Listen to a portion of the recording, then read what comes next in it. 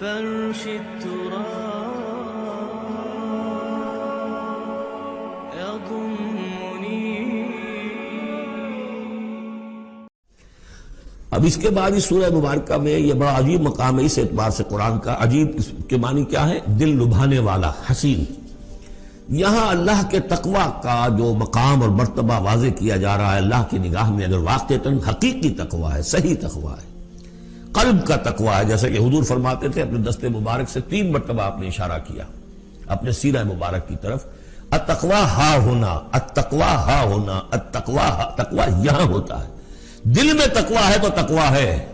باقی لباس اور وضاقتہ یہ ساری متقیوں کسی بنا لی اور اندر کا معاملہ نہیں ہے تو یہ بہروپ ہے، یہ تقوی نہیں ہے. لیکن حقیقی تقوی ہو تو پھر اس کا کیا مقام ہے؟ اب دیکھیے پہلی بات آ رہی ہے وَمَن يَتَّقِ اللَّهَ يَجْعَلْ لَهُ مَخْرَجًا. جو شخص اللہ کا تقوی اختیار کرے گا اللہ اس کے لیے راستہ پیدا کر دے گا. جہاں بالکل نظر نہیں آئے گا کہ کوئی راستہ، اللہ راستہ پیدا کر دے گا. بالکل نظر نہیں آ رہا تھا موسیٰ کے ساتھیوں کو کہ اب کیسے بچیں گے، پیچھے لشکر آگے، آگے سمندر ہے، اللہ نے راستہ پیدا کیا. خود حضرت ابو بکر کا جو حال ہو گیا تھا کہ حضور اگر انہوں نے ذرا بھی دیکھ لیا نیچے اپنے قدموں کی طرف بھی نگاہ ڈالی تو ہم نظر آ جائیں گے. آپ نے فرمایا لا تحزن ان اللہ معنا، راستہ نکالتا اللہ. پھر حضور گئے طائف، لیکن وہاں سے خالی ہاتھ آئے. مدینے میں اللہ نے خود ہی کھڑکی کھول دی، 6 آدمی ایمان لے آئے. آپ گئے ہی نہیں اور وہاں انقلاب بھی آ گیا. عظیم. اس اعتبار سے اللہ مخرج پیدا کرتا ہے. تم صحیح طریقے پر چلتے رہو، تقوی اختیار کرو، صحیح راستے پر جد و جہد کرو. یہ کام اللہ پر چھوڑو. کب اسے منظور ہے اس کا کامیاب ہونا؟ جب ہوگا وہ راستہ ایسا کھول دے گا کہ تمہیں گمان بھی نہیں ہوگا. وَيَرْزُقْهُ مِنْ حَيْثُ لَا يَحْتَسِبُ، اور اسے رزق دے گا وہاں سے جہاں سے اسے گمان بھی نہیں ہوگا.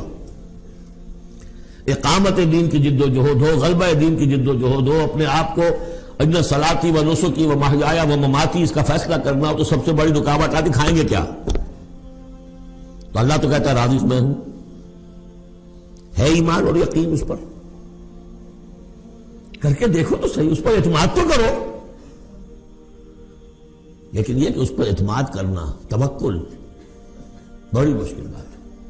وہ تو جتنا ایمان ہوگا اتنا ہی اعتماد ہوگا، اور گہرا ایمان ہوگا گہرا اعتماد ہوگا. وَمَن يَتَّقِ اللَّهَ يَجْعَلْ لَهُ مَخْرَجًا وَيَرْزُقْهُ مِنْ حَيْثُ لَا يَحْتَسِبُ وَمَن يَتَوَكَّلْ عَلَى اللَّهِ فَهُوَ حَسْبُهُ.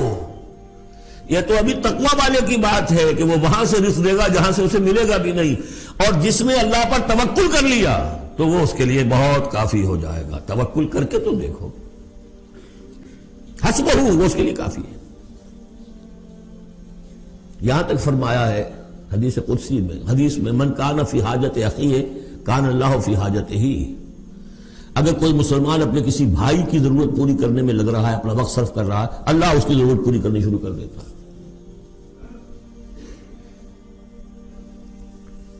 فکر ماں در کار ماں آزار ماں، کار ساز ماں بے فکر کار ماں.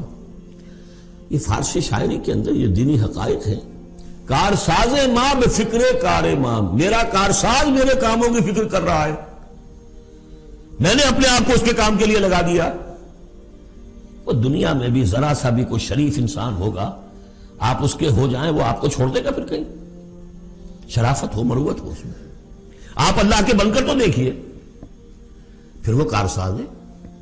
کارساز ماں بے فکر کار ماں، فکر ماں در کار ماں آزار ماں. جب میں اپنے معاملات کی فکر خود کرتا ہوں، کوئی نہ کوئی ٹھوکر کھاتا ہوں، کوئی نہ کوئی غلطی کرتا ہوں، آزار اپنے سر کے اوپر پیدا کر لیتا ہوں. اپنے آپ کو حوالے کرو.